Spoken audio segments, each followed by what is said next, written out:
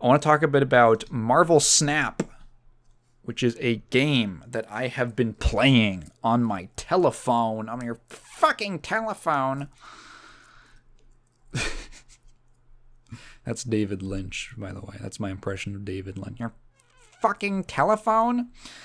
Marvel Snap was a game that interested me the first time I heard about it. I remember it getting announced. I didn't end up checking it out for one reason or another.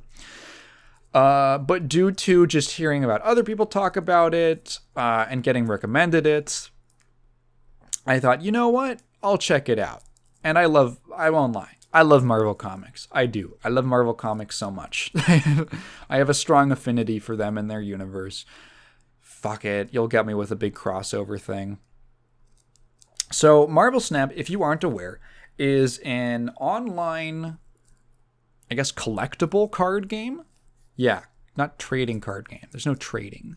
But it's a collectible card game. It's a digital card game. I was going to say in the style of like Hearthstone or something like that, but that's really not accurate. It's not a card battler. It has a very different approach to the digital card game thing, which I find really refreshing and cool. So here's the way that Marvel Snap works. So you build a deck, and so what's cool is that in many ways, Snap is a lot simpler than other card games, but it means that it gets to the interesting ideas that it wants. Like, it really cuts the fat out. It cuts out the fat, which, hey, maybe you like the fat, but this game is cutting it out to kind of jump straight to the point. So first of all, decks in this game are like 20 cards, something like that. Not very large by card game standards, and there are no duplicates. There is one card of a type. All the cards are Marvel characters. So the layout of the game board is there is no card battling. There are 3 different locations, as they're called, in the center of the board. At the start of turn 1, the first location is revealed, and then 2 and 3 on turns 2 and 3. And each location has, you put down cards at a location. Cards have an energy cost, and much like in a Hearthstone way, your maximum energy raises by 1 each turn and fills up at the start of each turn. Cards have an energy cost and a power level. They have a power value. And basically, there can be a maximum of 4 cards normally at a location, and whoever gets more power on their side of that location wins that location. You don't have to win all 3 locations, you just have to win more than the opponent by the time the game is over. And the game always ends in 6 turns.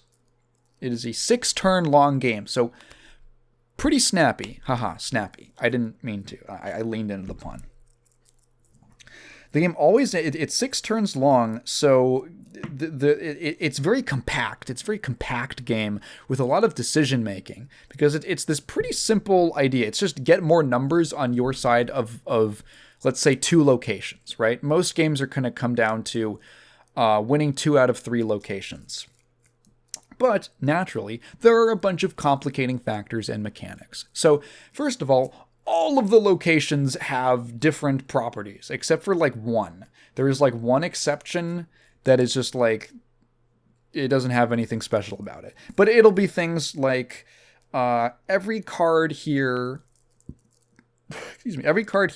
or, like, if there's only one card at this location, plus 5 power, or something like that. There'll be ones that are like, draw from your opponent's deck, and for the rest of the game, while that location exists, you have to draw, you will draw from your opponent's deck, and you're just like, oh fuck, this is weird, this is different, I did not, alright, I have to play with cards that I did not, I don't know how this works. There will be locations that are let's say things like, hey, on turn 5, you must play the card. You must play your card here. You can only play cards here on turn 5. and things like that. Just all sorts of different mechanics and little things to throw a wrench into your plans. And that's where a lot of the excitement kind of tends to come from. This was made by, so the lead designer of Marvel Snap is Ben Brode, and that immediately was something that caught my interest when I first heard about this game. Ben Brode was the lead designer for the first couple years of Hearthstone, back when I was playing it, back in like middle school in like the mid 2010s. I played Hearthstone for like 3 years, and this game has some interesting distinctions from Hearthstone. I asked about like how do they balance the game, and apparently they actually do patch notes. I've seen like at least 2 patches come through that actually change the stats of cards, which I think is really funny because Ben Brode was very adamant against not changing existing cards in Hearthstone. They would just introduce new versions of those cards that were like better or worse. I don't know. It was kind of dumb. I guess he's moved on from that, and he's okay with actually fiddling with the stats of cards now. So Hearthstone was designed in many ways to take advantages of the unique qualities of being digital. So, for instance, one of the subtle ways that you might not realize, I didn't realize this till it was pointed out to me, but in Hearthstone, cards carry over damage. Like, if 2 cards battle and one of them suffers damage, it keeps it. It doesn't get reset, unlike in Magic the Gathering, where the damage that something has taken resets every turn. Now, in Magic, that's because it's a pen and paper game. Well, not pen and paper. It's a physical card game. And if you were to keep track of the health values of every single thing, like for the whole game, it would just be a nightmare. It would be really annoying. So they just made a rule of, okay, every turn, health resets, toughness resets. But Hearthstone, they can just have the computer handle it, and they can have the number change live in-game. So you can actually do things like that, which would normally be very cumbersome in a physical game. Hearthstone also has a lot of randomness. Man, Hearthstone is almost, I want to say almost infamous for its RNG. It was something that the designers clearly loved and leaned into very hard, to the chagrin of many players, and especially high-level players, who often felt like, a common complaint of Hearthstone was that, man, it really feels like this game at a certain point just comes down to like literally zero skill, because there are cards that can just win or lose you the game based entirely off of random chance. And it is, and it's like, obviously there's a risk reward associated with it, but then you would get situations where there were cards that maybe on paper seemed like they had a decent risk reward balance, like Dr. Boom, or the original Dr. Boom. If you look up that card now, it's gotten nerfed. Or what was it? Jabberwocky? Whatever it was. And where it's like, on paper, this might look like, oh, well, it's like an equal chance that it could screw you over. Or maybe it won't do what you want. But then in practice, oh, wait, the actual way this works out in a real game is like always good for me. It is almost always skewed in favor of the person who played it. And it really fucks the game up. Dr. Boom was like a guarantee in like, even like, it was like a 7-cost card, and you ran that in like aggro decks. It would be like the one card over like 3 mana that you'd play. It was like 7, because it was just that strong. You'd have things like that.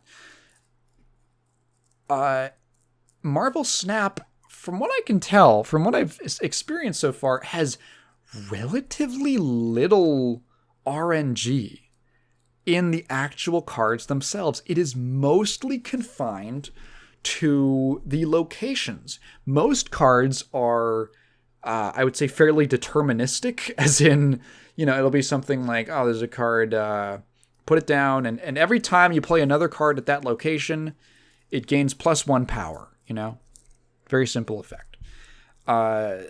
Most cards are something like that. It'll just be like, when this happens, do this. And there is no, like, it doesn't select targets at random. There's a couple. There'll be like, put down, you play, it's like there's a, what is it, White Tiger. She's like a 5 cost or something like that. So pretty pricey.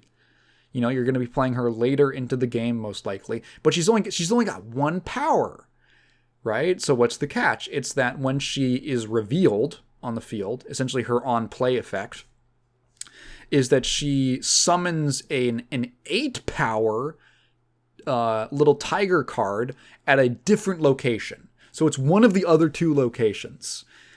You can kind of manipulate it if one of the other locations is filled up and there's only one viable place for it to be spawned. But for the most part, it's like that's like part of it. It's relatively tame, I would say. Relatively tame RNG kind of risk reward balancing. And you know, a 50-50 chance is not that. It's not that crazy. So there's a little bit of RNG, but for the most part, it's very restrained, and I appreciate that. I appreciate that because it takes a lot of the, I don't know, randomness out of deck building, I suppose. Like when there's a part where there's like a certain level in Hearthstone of unreliability that is built into your deck on top of just,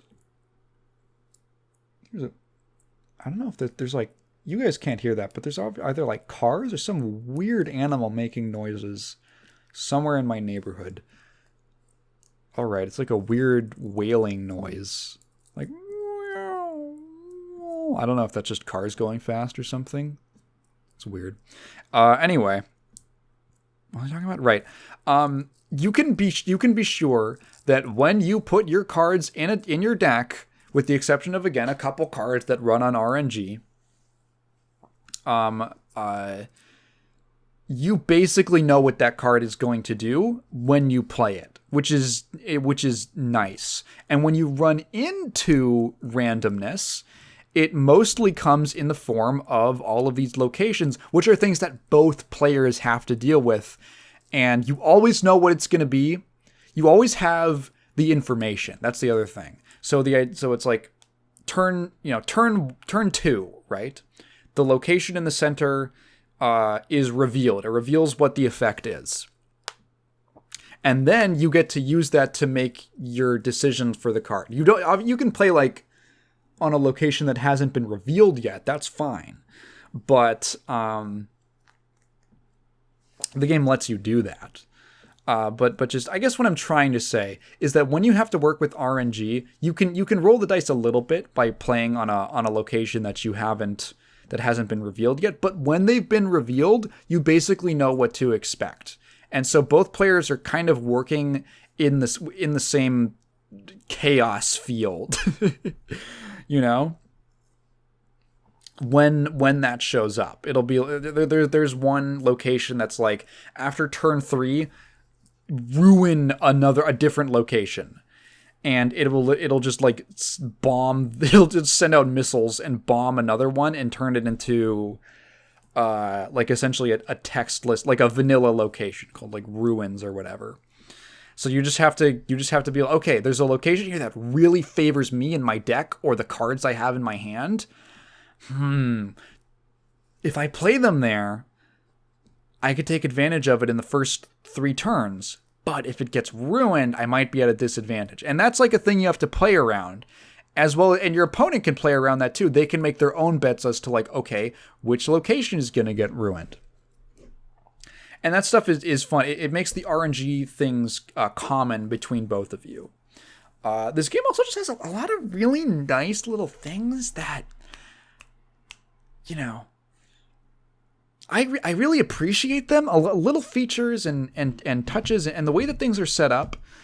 For instance, I mentioned that decks are relatively small and there's no duplicates. So how do they... Okay, so first of all, a feature that I was floored by, and I can't believe I haven't seen it in more digital card games, you can go to your collection of cards and tap on a card and pull it up and look at it and everything, and there is a button that says, make me a deck. And the game will you tap it, and the game will crunch some numbers, look through all the cards you have, look for potential synergies, and build you a little deck based around it. And I'm sure that those auto decks aren't like super competitive, but man, if you are if you are not the deck building type, and like I'm not really the deck building type, right? It's such a nice feature, because that's one of the things that I felt I've always been comfortable just like looking up, okay, what's like a good deck, and I'll just play that, right? Deck building to me has never been a huge part of the genre. It's more just like playing the actual cards. It's really nice to have that feature just to kind of get your foot in the door, because honestly, I think a lot of people have probably had this experience. You're not adverse to thinking strategically or anything like that. It's more so you look at your collection, you think like, okay, like I don't know really how to identify like a win condition for a deck. Like I can't see a combo. I can't see what the synergies are. I'm just going to put random cards in my deck that I like playing, and hey, maybe I'll have fun with that. But you're not really tapping on the strategic element of deck building. You're sort of just doing it randomly, or you're just net decking, right? And at that point, it's almost like, why is there even a deck building feature if you're not going to engage with it? This at least lets you do some of that and you can kind of look at like, okay, there's a card called is it Kazan, whatever he is. Basically, he's like a 4-cost card, and when he's revealed on the field, so the way that the game works is during the turn, you both take your turn at the same time, and you put down your cards, and then once you like lock in. You're like, all right, that's my decision. You hit the button to lock in, and then once you're both locked in, it shows you where the cards were, and then it reveals them in the order that they were played. They're like face down, and they flip up. And if they have like an on-reveal ability or something like that, that's when that'll trigger. So Kazar, whatever, has an effect where when he's revealed, he gives like +2 or +3 or something to all of your 1-cost cards. I think it's non-reveal, not an ongoing, but yeah. So he basically buffs up all of your 1-cost cards. So I think when you get him, the game literally says, there's a little pop-up that says, you could build a deck based on this card. You know, you could make a religion out of this, and it points to the button that says "Make me a deck." And you click it, and it makes you a deck with Kazoodle and a bunch of 1-cost cards that you own. And you're like, oh, okay, cool. So there's a very obvious synergy. It's clearly like leading you into it's guiding your hand a little to take you from like, I have no idea what I'm doing or how to even start approaching the deck building part of this, into, okay, I'm kind of understanding the strategy a little bit, right? I'm getting it a little bit of like, okay, so this is like a card that I can buff up a bunch of other cards, and that's like a valid way. That's like a good strategy, a viable strategy to win. So I really like that feature, and I did that, and it put together a decent deck for me. So that's what I put together best around like Odin. I took like Odin, who Odin has like it's like a 6-cost card, and on reveal he like makes all of your other on reveal effects at that location repeat. So it put a bunch of strong on reveal effects into a deck together, and I played with it a little bit, and I thought to myself something like, oh man, I really want a 1-cost card in here. Like, I want a little bit more early game. Once I was able to play with it a little, and I swapped out one thing for another thing, and I liked how that played a little better. I felt like I could kind of establish tempo a little faster when I drew that. And like, already that took me from like a complete novice level to most of the deck is figured out for me, and I understand I could basically figure out why each card is in there. And now I'm playing with it, and I'm thinking like, I really want this. And now I can kind of go on a much smaller level, right? Because like part of the intimidation factor for deck building is like, fuck, you make a Yu-Gi-Oh deck and you need like 40 cards minimum. You're like, what the fuck do I put in here? Like, do I have to think about all of these? Like, oh, it's honestly asking you a lot to try to build a deck from scratch with any kind of real thought or strategy behind it.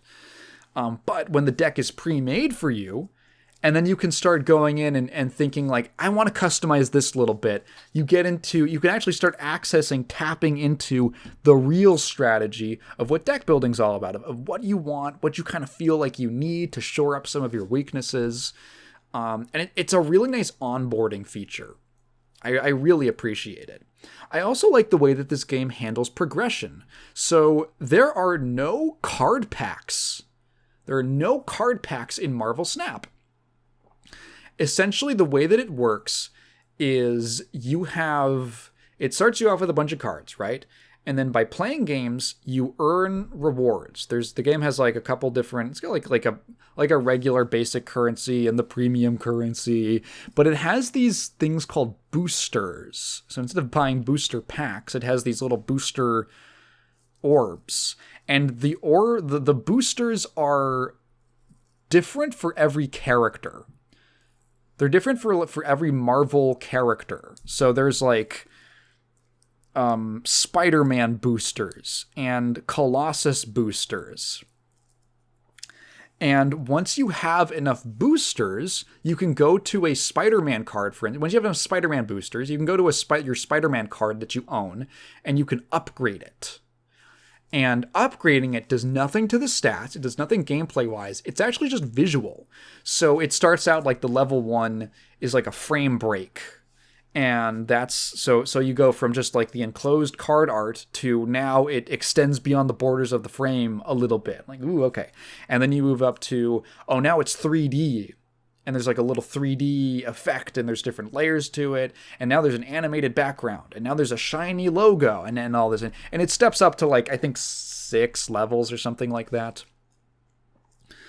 And every time which require increasingly more, resources to upgrade. And every time you upgrade, every level of upgrade adds to a collection level. So at like level 1, you do like the first upgrade and it'll give you like, was it 1 or 2 adds to your collection level or something like that. Something like that. And then the next one will give you 3 and then 4 and so on. The higher level that you level your card up to, the more points you get in your collection level. And then as you go up the collection level, you get different rewards. So some of it is like currency, some of it is this or that, but most of the time it's cards. And so the way that they do it, at least for the first 2, so as I understand, they essentially, I think they switch up how it works the further up you get. But essentially they designed 2 pools of cards, pool 1 and pool 2. So you start out, and as you're going up the collection level and gaining more rewards, every card you get is going to be from pool 1. So by the time you get up to like level 200 something, which isn't very difficult, you're going to have every card in pool 1. It's random which one you get, but you will get all of them by the end. You will not get any repeats. There's no dupes in that sense. And then you have all the pool 1 cards, right? And they do that for pool 2 as well, which I'm now working my way up through. And then I think after that, they go into like booster. I don't know how it works beyond that. But that's how it works for the first, let's say, big leg of your progress in this game. Beyond that, the way that they figured out to, I guess, monetize themselves is not with like card packs, which is kind of a little... in retrospect, I look at it and it is kind of frustrating, right? To be like, well, the gameplay, like, I was always so, oh my God. I think they made it better in Hearthstone, but it used to be like very, fuck, I have to spend money to get the cards, like the crucial cards that are meta that you need to actually compete at anything other than like a basic bitch level. Do I need to like spend money on card packs? Like, God damn. It is frustrating to lock you off from gameplay things. Marvel Snap essentially does the equivalent of skins, where they have not different cards, but different versions of cards, like different artwork. So there'll be like, okay, here's your Spider-Man. Now here's the Spider-Man pixel variant. Here's the Spider-Man variant in this artist's art style. Well, they commission them, right? They do series. They do a bunch of different series of cards. Series? They do a bunch of different series of alternate card art. Sometimes based off like getting different artists to do stuff, different style, different, all this or that. Sometimes different themes. There's like, Venomized versions of cards. And it's all like, here's Marvel characters, but with Venom symbiotes and all that.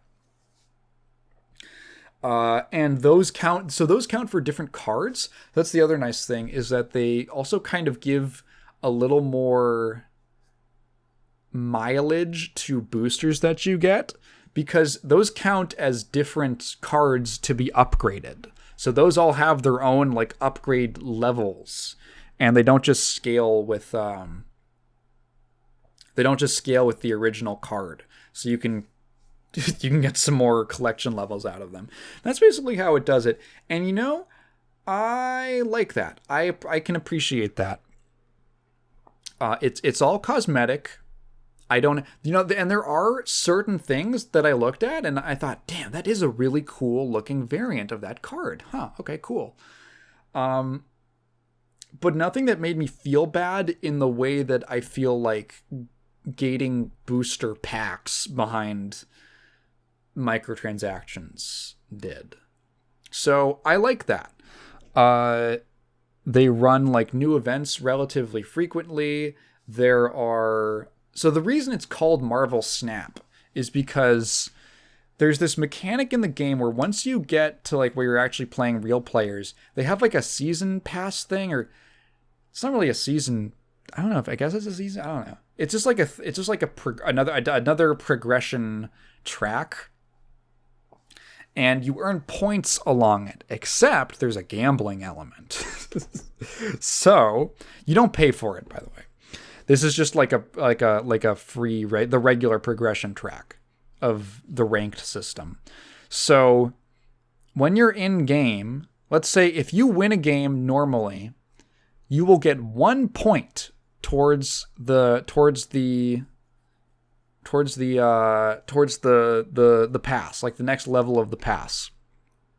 However, at any point during the game, but I think only once per turn per player, you can choose to snap. There's a little cube at the top of the screen with a number that represents how many points that game is going to be worth for each player. So it'll start out at 1, and then you can hit snap. I think it maybe ups to 2 by the end, naturally, but you hit snap, and it will double the wager. And so if it's at 2, if it's reached 2, which I think it might do that by like the midway point of the game, you can hit snap, and then the next turn it'll be worth 4, and the opponent can do that, and if you get it worth like 8 or something like that. And now it's much more high stakes because it can take you down like an entire battle pass level. So if you are really confident that you're gonna win, you can hit snap and be like, yeah, bitch, I'm gonna win this card game. And then maybe you lose and you're like, I'm stupid. I definitely did that once or twice. Because, it's a card game. Sometimes random shit happens that you are not expecting. And you get blindsided by it. Yeah, I have really been enjoying my time with Marvel Snap. It's a very chill game. I appreciate it. It's relatively. I say it's chill. I say it's chill because it's like I don't feel a ton of pressure from the game to do stuff. I don't know. Sometimes there's a lot of mobile games, a lot of live service games that feel like they're just funnels to get you to spend money. Marvel Snap, being a free-to-play game, obviously gives you the option to pay for more stuff if you want. That's the business model. Okay, whatever. But I don't feel like I'm being funneled into it, which I appreciate. I like that. It is, although I can't watch anything in the background while I play, because it's a focused, condensed game for those like 5-10 minutes that I get. I don't know what the longest game I've played would be. I don't know what the average time of a game is. Maybe let's say 7 minutes on average. I have to be kind of locked in. Like, I have to make a lot of decisions within a relatively small amount of time, within 6 turns. There aren't a lot of moments where I feel like my decision is 100% obvious and I'm just going through the motions of like, well, now I do this, now I do this, now I do this, which I think some card games can fall into because the deck plays a certain way. So the deck that I'm playing right now, I net decked it. I don't care. I did do a little bit of changing because I didn't like 1 or 2 of the cards that it had in it. But it is a pretty fun ongoing deck, as it's called. Ongoing effects are effects that are just active as long as the card is in play. So the deck is based around, it has a couple different sort of like win conditions. It has cards that like buff up other ongoing cards and things like that, so you can win through like that sort of buffing sheer numbers effect. There's some fun synergy between, there's a Moon Girl and Devil Dinosaur. Those are separate cards and they have synergy together. Moon Girl is a 4-drop who she duplicates your hand. So every card in your hand gets doubled when you play her. It's an on-reveal effect.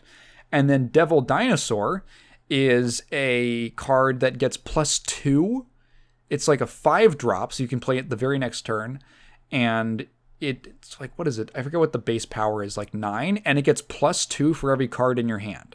So the strategy is you get a turn 4, turn 5 combo of, if you have both of them in your hand, play Moon Girl, get a bunch of cards, double up your Devil Dinosaur, and then the next 2 turns, just drop your Devil Dinosaurs onto locations and with like +15, or they have like 15 power, and it's just like big brute force, fun combo. There's some other combos about like, okay, you put this card on like maybe the rightmost location, and then there's this card Claw, and he buffs up the location to the right. He gives you like +8 power at the location to the right. And so you like do that. It's a pretty fun deck, and I've just been having a good time with it. I gotta give them some applause. They designed a pretty fun card game with some cool characters and ideas and mechanics. It's kind of funny because you look at just iterations of digital card game design, and I look at something like Hearthstone to Legends of Runeterra, and Legends of Runeterra wanted to make a big change from Hearthstone, which is they identified that in Hearthstone there is a sort of, I take my turn, you take your turn, and there isn't a lot of interaction between the players. Now, part of that was because Hearthstone was essentially trying to be a more approachable version of Magic the Gathering. And so they limited how much interaction, like how much stuff can I do on my opponent's turn, and vice versa, and vice versa. How much, they really wanted to limit that. There's like the secrets, there's like secret cards, but there's only like 3 classes in the game that even have them. They essentially function like trap cards from Yu-Gi-Oh!, if you're familiar. And Legends of Runeterra tried to increase the amount of direct, like little interactions, mental interactions between players in the mind games by including like essentially like the little primed dock that you put your cards on before they technically go into play. And so you can like basically flash that you have a card without actually playing it, which is like, okay, that's a built-in part of the game that affects the mental back and forth between players. What I think is funny is that Snap almost goes in the opposite direction, where instead of increasing the amount of interactions between players, there is almost no direct interactions between players. It's more so, it ends up feeling a lot more like one of those like economy board games, like tabletop games, where you're fighting more over resources. You are indirectly battling the other player by trying to outsmart them and out-strategize them. So like there's cards that do bank on your opponent doing certain things. Like all of the Guardians of the Galaxy cards, all those characters, they have effects where if your opponent, they have like okay stat lines, even like pretty decent stat lines for their cost. But if your opponent played a card, essentially, if your opponent played a card at the same location, the turn that you played your like Guardians of the Galaxy, like your Star-Lord, your card will get like a plus, like a bonus to its power, like +5 or something like that. So you can take Star-Lord from like a 2 power card for 2 energy or however much he costs to like a 6 power card. And it's like, oh shit, doing that on turn 2. All right. And that's like based on making a bet. So you can make informed decisions like, okay, I've seen this guy play 2 cards. I think he might be going for this sort of a deck. And then turn 3, this location gets revealed and you think, that motherfucker wants to play the card there. And he's going to want to capitalize on that. And you play, Groot, who's like a 3-drop, and he gets +5 or something if they played a card at that location. And you play it, and then you lock in your turn, and then you see their card slide in onto the same location. You're like, fuck yeah. Oh, I totally got you, dude. I totally called that you would do that. And it's the little indirect games that are pretty fun about it. Indirect interaction is I'm sure there are plenty of people who have studied way more about card games that have a lot more to say about it. But it's like just a neat aspect of the game.